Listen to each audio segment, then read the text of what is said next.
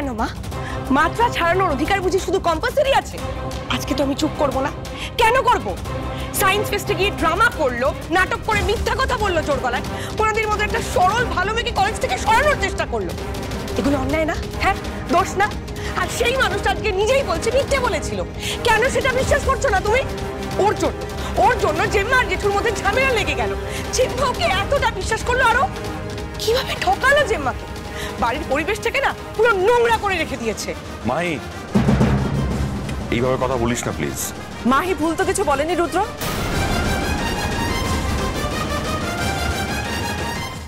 এই মেয়েকে নিয়ে ঋতুর আরো কত ভোগান্তি আছে সেটা আমরা খুব ভালো করে বুঝতে পারছি। কি মাথার মধ্যে নতুন কিছু প্ল্যান ঘুরছে, তাই না? বাড়িতে এসে কি বলবে সেটা ভাবতে ভাবতে বুঝি বাড়িতে ফিরতে লেট হয়ে গেল। বাহ, এই তো চোখে জল এসে গেছে। এখন আমাদের সবাইকে একটা অত্যন্ত দুঃখের কাহিনী শোনাবে। এই যে মেয়ে, যাই বলো না কেন, আর কোনো কিছুতেই কোনো লাভ নেই। এতক্ষণে গোটা কলেজ জেনে গেছে কম্পাস মিথ্যেবাদী। ওর উপর বিশ্বাস করা যায় না, ও একটা পাল্টিবাজ। এবারে সবাই বুঝতে পারবে তুমি বেসিক্যালি একটা চিটিংবাজ।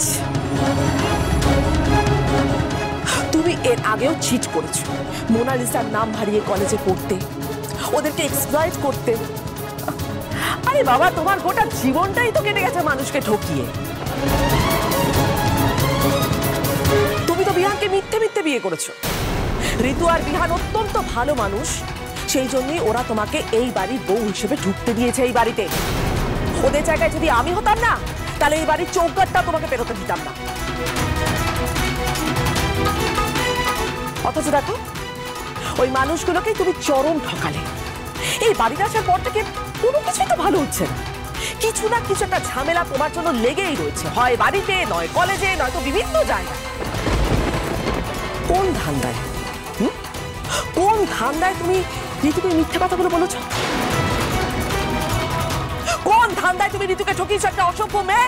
মুক্তিদি প্লিজ ছেড়ে দাও না গো মেয়েটাকে, অনেক কিছু তো বললে। কম্পাস, তুমি ঘরে যাও। মা কোথায় গো দিদি ভাই? ঘরেই আছে হয়তো। আমি একটু মায়ের সঙ্গে কথা বলবো। কম্পাস, মায়ের মুড একদম ভালো নেই। যা কথা বলবে একটু ভেবে চিনতে বলো, কেমন? আর হ্যাঁ, আজকে কোনো তর্ক করো না প্লিজ।